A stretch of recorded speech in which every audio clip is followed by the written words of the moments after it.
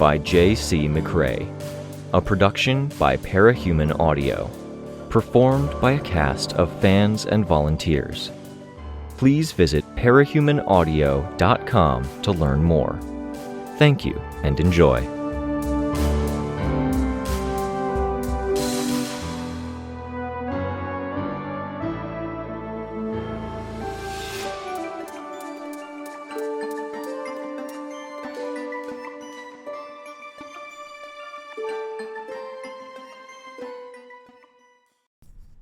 Please don't get blood in my car seat.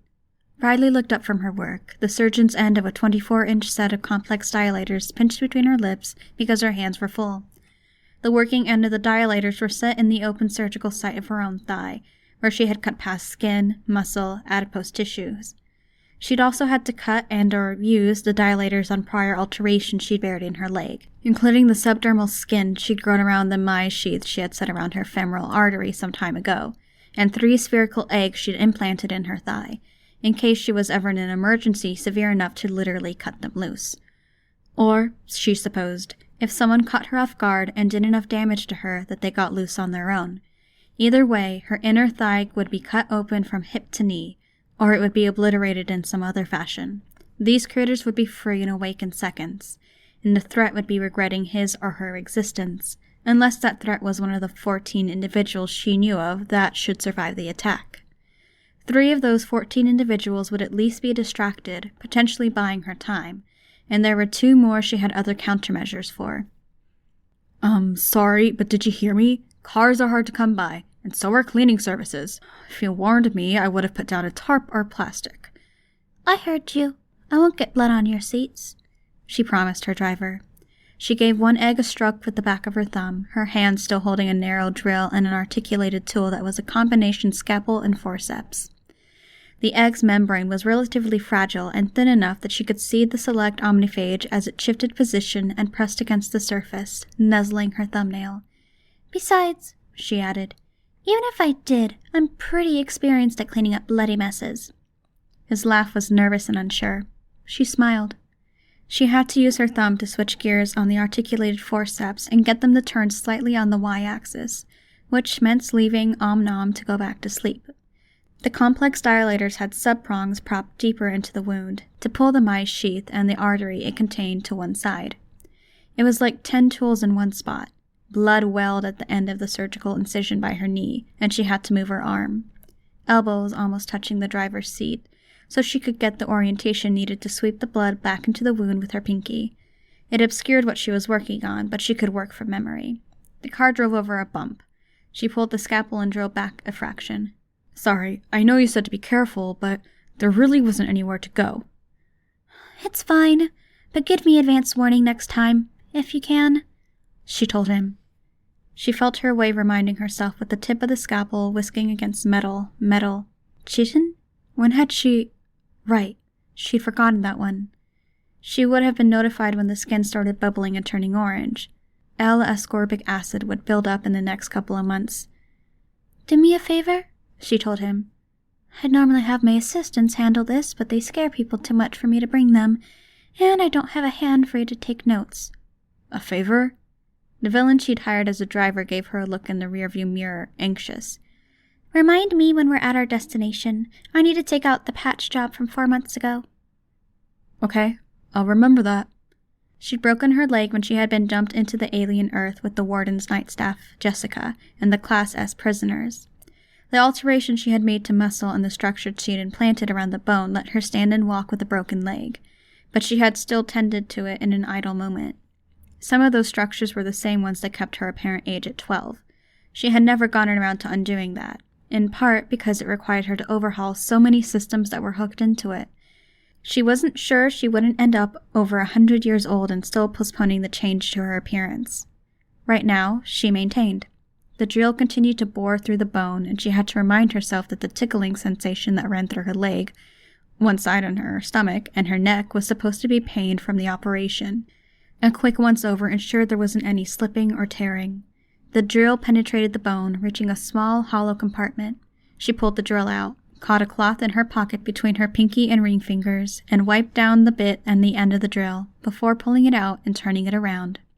The end of the drill had deep scratches in it, easily mistaken for the teeth of the drill itself, holding the bit firm. Instead, it was a key. She slid the key into the hollow compartment, scraped it along bone until she found the socket, and turned it. A single droplet of coated chemicals was released into the marrow of her bone. The marrow immediately liquefied, and the entire bone with the various things she'd screwed into it. The segments she'd capped off and connected to one another, and the patch jobs, all came to the point of almost collapsing on itself. Her entire leg squelched loudly. "Jesus," the driver said. "You're jumpy." "You're bonesaw. Yes, I'm jumpy. I shouldn't lose man points if I'm fucking jumping at fucking ominous squelching noises." "Man points, huh?" "What? Shit, I should probably keep my mouth shut." "Why keep your mouth shut? I don't mind conversation." "Oh, geez, I would have thought a stoner would be more mellow." "I don't want to give you inspiration or say the wrong thing and set you off." "I don't go off anymore, don't worry." She worked on extracting the marrow fluid. It was laborious, not helped by the fact that the hose was a bit too short. She had to twist in her seat and reorientate her leg to get the fluid to flow back, while keeping the blood from spilling out of the open wound. "You know, I've hung around a lot of guys over the years. Names you've probably heard of." "Uh-huh," he said. He seemed to cringe a bit at the sucking sound from the syringe. "As a rule, I found the guys most concerned with man points were just overgrown boys. Slow to grow up if they ever did." "I'll, keep that in mind. I was being tongue-in-cheek, just so you know. I don't really believe anything like that." "Good to know," she said. She pulled out the tube and drew a canister out of her pocket. She began loading in a fresh solution of the same dual-state biomatter. Tongue-in-cheek was such a fun turn of phrase. She knew what it meant, but it sparked ideas. A hole in the cheek so the tongue could stick out. The tongue would obviously have to be extended for best effect, but that was basic, easy, a 5-minute job. As she thought on it, it was like there was a 3-dimensional blueprint unfolding before her eyes, pulling her driver's head apart into its constituent pieces and layers. She could imagine the interactions, the mechanisms, the machine made of meat, and how much each part would relate to other parts if they changed in dimension or orientation. There were other possibilities. If tongues grew out of each cheek, that'd count.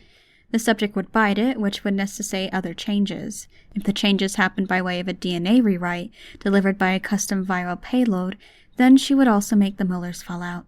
To keep the subject healthy, they need modifications to their front teeth to be more all-purpose, which didn't even get into the practical considerations, like the fact that people tended to take drastic measures when their heads and the contents of their heads started changing shape.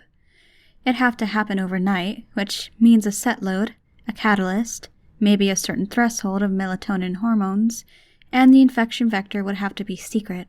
The good thing about viral payloads was that if the virus was strong enough, it didn't need much. A needle thinner than a hair. "Everything okay?" her driver asked. She'd been staring. She returned her focus to her work. "Everything's great." He laughed again, nervous. "Don't worry," she reassured him. "Really. It's hard to shake the feeling that I'm going to regret this job." I'm paying you good money, High Concept. Why would I go through that charade if I was going to kill you or give you a cosmetic mutation?" "Uh-huh." Higher Concept's voice had a higher pitch to it. The fresh fluid was loaded. She capped it, inserted a droplet of catalyst, and screwed in the key. It was her kit for a worst-case scenario. In a scenario where she had imprisoned and needed out, or if she found herself in another situation, like she had when the portals had ripped wide and tall, she could access her thigh bone, empty the contents, and they would congeal or grow into a setup sufficient to get started up again. A liquid workshop. There was other maintenance to be done. She scrapped and drilled at bone that was growing, a side effect of other old work that had been intended to hasten the recovery of breaks. "We're getting closer to the destination. That reminder—" "Give me a minute and remind me again," she told him. "Thank you for the warning." "Yep." He hadn't engaged with her for the entire drive, and he was still tense. It was a bit disappointing. She wondered if she'd gotten her hopes up from watching movies with the wise old stoners and talkative stoners. She wasn't sure she'd ever spent time around anyone who did a lot of drugs. Bunscar had, but she'd always gone on walks or went off on her own to do it. She closed up the side of her leg, wiped the skin with the cloth, and then began closing up the wound with protein knit. The knit caught on the edges of the sliced skin and then drew it together. The skin was a little red from being pushed back by the dilators, but that was covered up easily by a straightening of her skirt. Riley cleaned her hands and felt the need to gather things. She was so used to having her automated workshop assistants with her, creatures to tend to, clones, and catastrophic dead man switches that needed passphrases, tummy rubs, and pats on the head. The complex dilators telescoped, other tools folded up, and all fit into a small leather carrying case that fit into her coat pocket. She had no idea what to do with her hands in the minutes that followed. High Concept wasn't a good conversation partner. She leaned over looking out the window. The city was being patched together. In a way, without the civilians there, it was easier to do the necessary work. The cracks were being paved over, and where they weren't in position to do the paving, they had quick-deploy bridges crisscrossing over the gaps like sutures. The buildings were actively being knocked down if they were hazardous, and the ones that were stable were being supported and added to. Here and there were the scavengers' camps. Organized with the option for people to buy in, quickly sell, and then walk away with cash or whatever treasure they managed to dig up. There were similar projects with tree planting, farming, and setting up houses in the corner worlds, which weren't corners anymore. Pulling up. She had money in her coat pocket. She began counting the amount. 100, 200, 300. I have to ask, is this blood money? I'm a biotinker. All my money is blood money by definition. Uh-huh. That's a joke, she said without a smile, still counting. 3,000, 500, 600. Nobody got hurt while I earned this. Okay, good. Thank you. Would it matter? You're a villain, High Concept. 4,100, 200, 300. The car rolled to a stop. I wouldn't turn it down, but if the story was different, I maybe wouldn't buy stupid stuff with it. Buy all the stupid stuff you want, she told him. I think this is it. She handed over the cash. He took it and diplomatically decided to trust her. You said you wanted your reminder as we arrived. Your, maintenance? Thank you. She let herself out and paused to scratch out a word on her arm. The scratches became raised skin, the constant juggling act of keeping herself in working order. Every tinkering needed attention, and her body was loaded to bear with tinker tech. She looked around at the building. It looked like a large bank, refurbished, the signs taken down and nothing put back to replace it. It might have been a good thing that she had been distracted, because eye contact as she emerged might have sent people running. The way it had happened, people were already making themselves scarce. There were staff outside smoking. One of them was staring at her, stiff. Fight, flight, or freeze. She kept her hands out of her pockets so people would have less reason to panic, and made her way up the stairs to the door. Inside, staff were milling around. Her entry had a ripple effect. Heads turned. People noticed other people noticing. Off to her right, someone stepped out of a doorway with a washroom sign above it, saw her, turned around, and disappeared back inside. I'm back. Still keeping her hands in the clear view, she approached the reception desk. The receptionist was a young guy, and he typed something in a rush as she made her approach, before looking at her, almost stunned. Definitely guilty. I've been away for a time, she told him.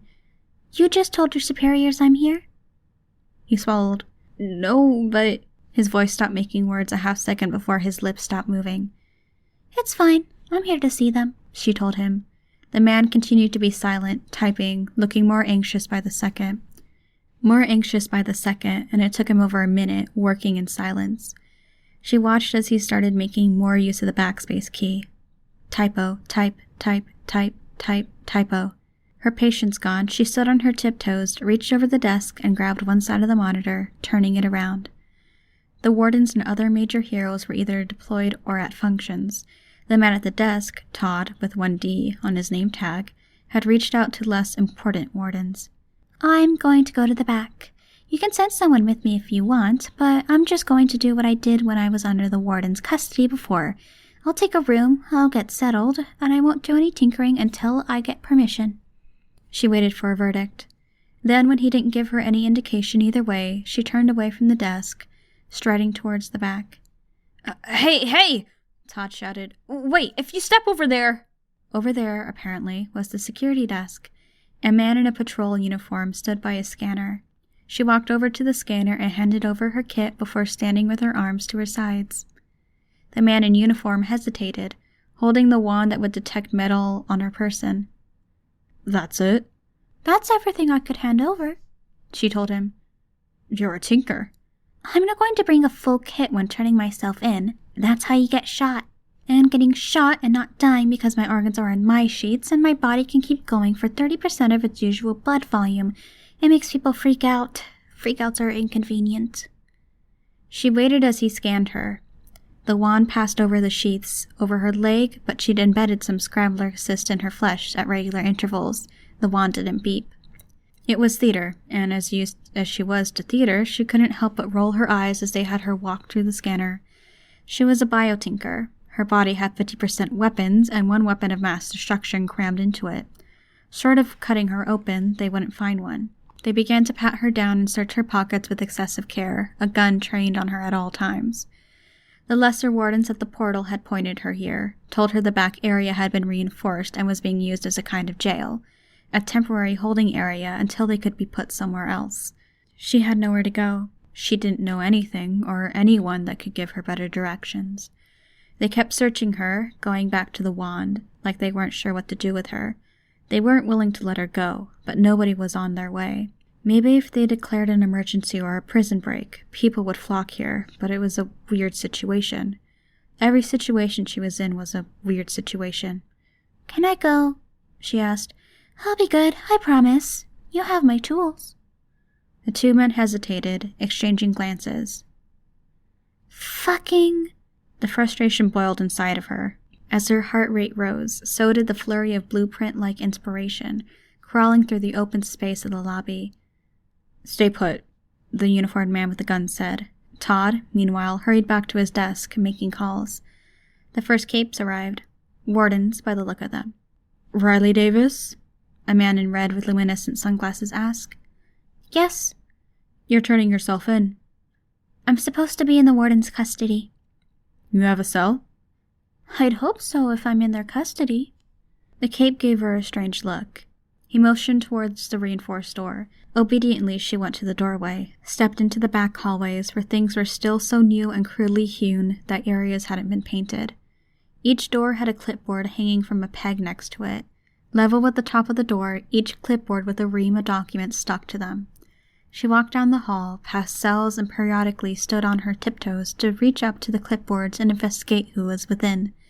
If someone made the decision for her to stay in a cell here, these would be her conversation partners, talking through the metal flaps. Which was, as much as the idea of confinement made her prematurely antsy, a nice thought. She stopped at the end of the hall. The last cell was occupied. She turned around and saw the cape was there, tense, watching. As she reacted, gave them an excuse, he would probably start blasting, or use whatever power he had. She wasn't sure where to go or what to do. She had been on the fence about coming because she had been comfortable and free to tinker where she'd been, and nothing was guaranteed here. Not freedom, not companionship, not safety. Now, finally here, only to find that there wasn't any place for her, she couldn't imagine going back. She put her back to the wall, a cell to her left and a cell to her right, and slumped down to the ground. She smoothed out her skirt, then leaned forward to pull her coat off, and then draped it over her lap. The cape watched her for about 5 minutes, not volunteering any conversation, not saying anything. Then he turned, standing in the doorway, talking to staff or the other capes. Periodically, he looked back at her, making sure she was still. "Does anyone want to talk?" she asked, quiet. Her voice echoed down the hall. The metal plate lifted. Bulging eyes peered through. The file had said that was mockument. He seemed fun. "How are you?" she asked. The fingers that were holding the metal plate up withdrew, and the metal plate clanked back into place. "Cryptid?" she asked, her head turning to her right. She reached for the metal plate and lifted up. There was no response. She leaned in, looking, and saw him lying on a cot, his back to her. She let the plate fall back down. She closed her eyes, fingers knit together, her head filled with art that swirled and unfolded with a rhythm matching the flow of anxious emotions that ran through her body.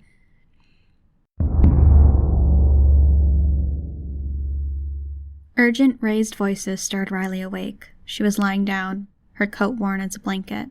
She found her feet, system she'd surgically implanted pumping her with the energy that would let her spring into sudden and violent motion if she needed it. The capes that had come to check on her and watch her there, standing by the reinforced door. A group of children were on the other side. They wore black with traces of gold, of silver, or rich red silk. 2 wore white masks, Venetian in style, one with lipstick and a crown of radiating spikes, the other with a smile and silver decoration.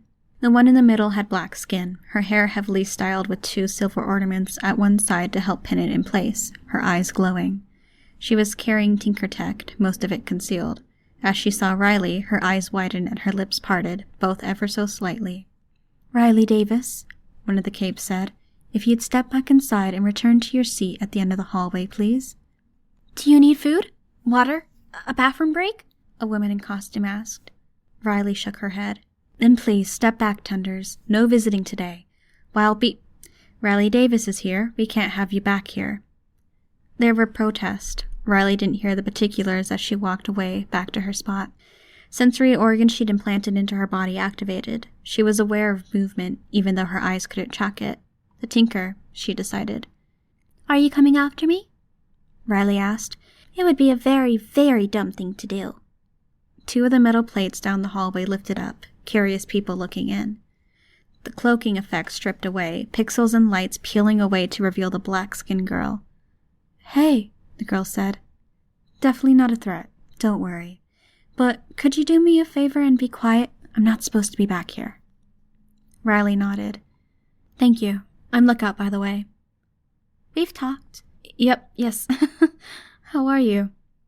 "Bored." "Who are you here for?" Lookout pointed. Riley nodded, and remained sitting as Lookout approached, getting within arm's reach as she bent down, lifting up the plate. "Chris!" There was no response. "This is your daily check-in, saying hi. You've got Riley here too, in case you didn't notice." Riley leaned over to peer through the gap beside Lookout's head. No movement.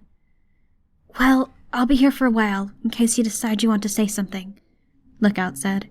She lowered the metal plate that served for mail and food. Lookout sighed. "What happened?" "He's sulking.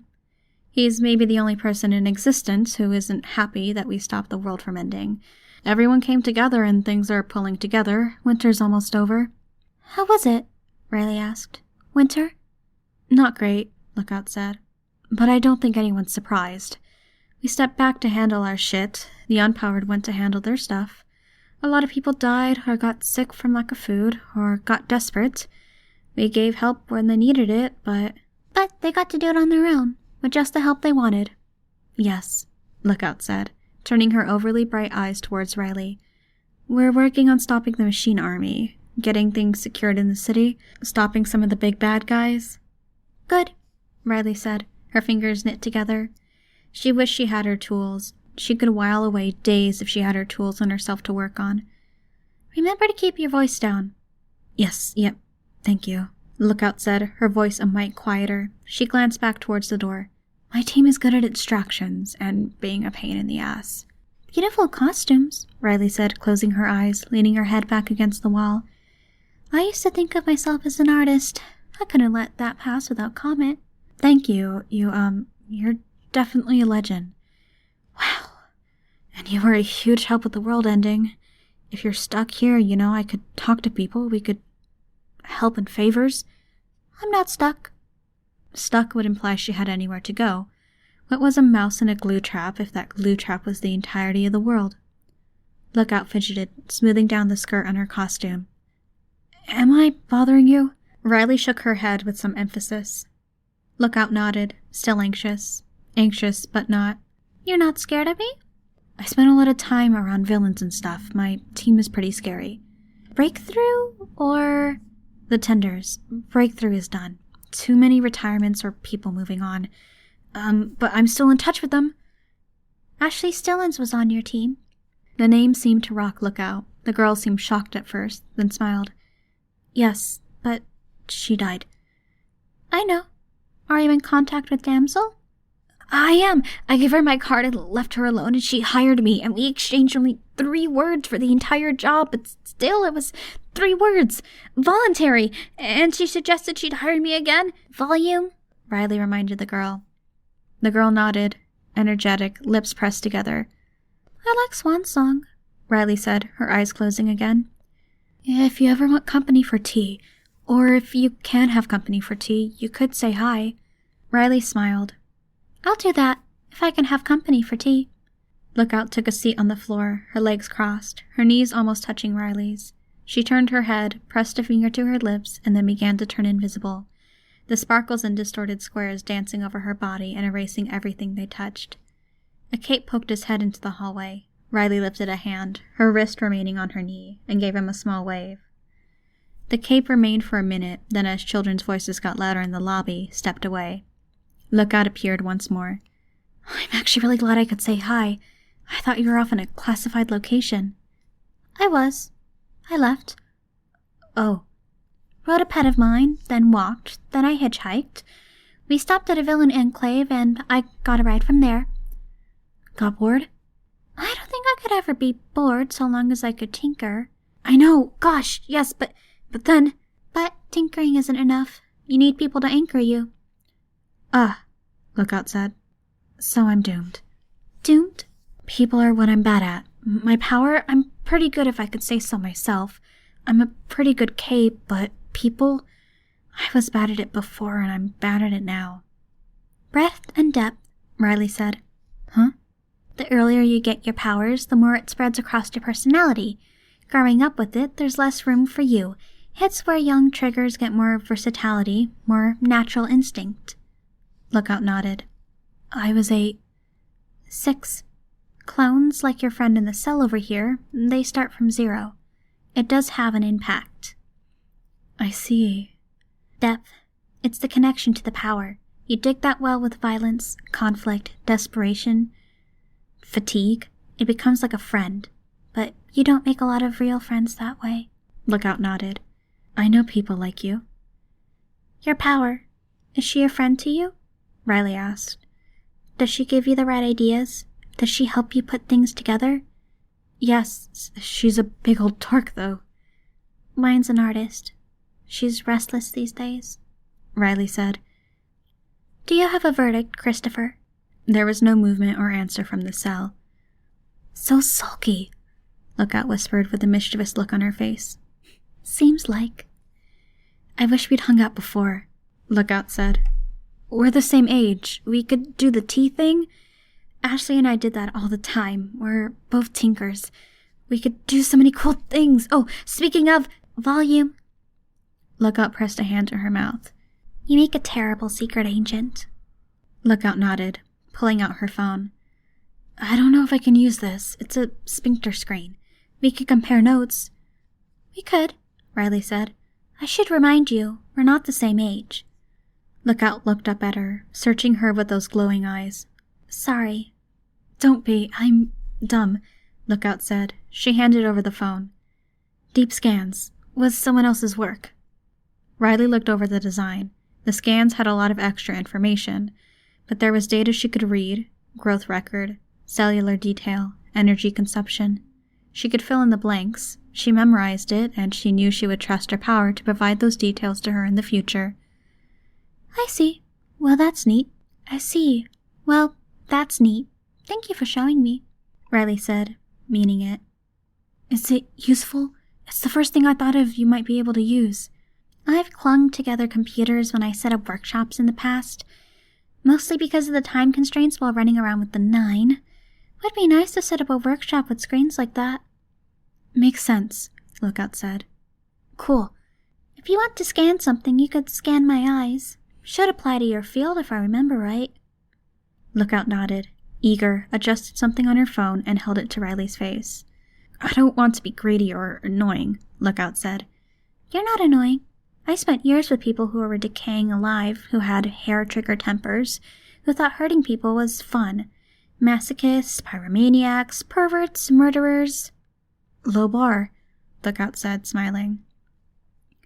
You're less annoying than the people out there who couldn't decide what to do with me. Don't worry about it, Riley said. I appreciate the company. Then, do you mind if I ask you stuff? I can't offer you much else. No, there's no need. What do you want to ask? Is there a way to bring back the dead? Can you? Riley didn't immediately answer. The question was a heavy one, and she was just now realizing that Lookout's small smile was deceptive. It had to be a hologram, painted over whatever expression she was actually wearing. When I did it, I had Valkyries help to bring them to the surface. Before that, it took years, multiple tries, and the equipment from a major Tinker enclave. So it's possible? I wouldn't want to promise, Riley said. There's no guarantee the Wardens would let me try. Oh. The girl still smiled. Smiled more, if anything. You had other questions? Riley said, eager to move on. It's embarrassing. Embarrassing? Yeah, Lookout whispered. The most embarrassing thing. The girl scooted closer. Their knees touched. What? Riley asked. I did something, and I'm going to get in trouble for it. Like, wow, a lot of trouble. Have you ever felt that dread, knowing you're about to get caught? Riley thought of preparing to wake up Jack and the rest of the 9 in the days before Gold Morning. She nodded. What do you do? How do you handle it? What happens? You keep moving forward, Riley told the girl with solemnity and sincerity. You plan and contemplate. You prepare. You take action and fix things. Then you maintain. I usually get tripped up on the fixing part. Maintain. Hold on to the movements where things are okay. Keep yourself in working order like you do with your Tinker Tech. Riley ran a finger over the raised remainder on the skin of her arm. Keep your hands busy if your hands are a problem. Go to places where you know you can be stable. Even if it means leaving a workshop that's the size of a deserted earth to seat yourself at the end of a prison hallway. Then what? Then you either keep maintaining or you relapse. When the relapse happens, you watch your world implode, and then you pick up the pieces and start from the beginning. Contemplate, prepare, take necessary action, and maintain. If I can do it, you can do it. Lookout nodded. She pressed her lips together before making a smacking sound with her lips. Then I guess the implosion is coming. What did you do? Lookout turned her head and pressed her fingers to her lips. The girl began to disappear. Keep a secret, Lookout said. And in that moment, where the hologram hadn't completely hidden her and she seemed to think she wasn't visible, the smile fell away, and there was a weight and a weariness. Riley reached out because she had felt the same weight and weariness. She connected to it enough that she felt compelled to make some kind of physical contact. The woman Kate from earlier stepped into the doorway and gave Riley a curious look. We've got an escort prepared. We can take you to your new apartment. Apartment? Riley asked. She gathered up her coat, standing. Monitored, but yes, we can take you now. Riley didn't step forward. She reached over to the door and lifted the plate. Cryptid? Please don't disturb the other prisoners, the woman said. It's a lonely way forward, especially for people like us. I know you liked me, Riley said. I won't hold your actions that night against you. I think I understand more than anyone. It was nice talking as the end of the world approached, working on a project. If you wanted company, a fellow tinker. But I can't if you want to chase monstrousness. Riley Davis? The cape told her, stern. She motioned for people to come. It's your choice, Riley said. Chris's voice came from the cell, young. I'm tired of little girls chatting to me. One's gloating, the other's lonely. Riley let the plate fall to cover the slot. Lookout didn't seem like she was gloating, but the fact you say it that way. And if I can have a conversation with Lookout, I think I can find others. Human connections. There were others, like Amy, like Jessica, all still out there. She'd stay the course. Sorry, she told the capes who had gathered at the entrance. I'm ready to go home.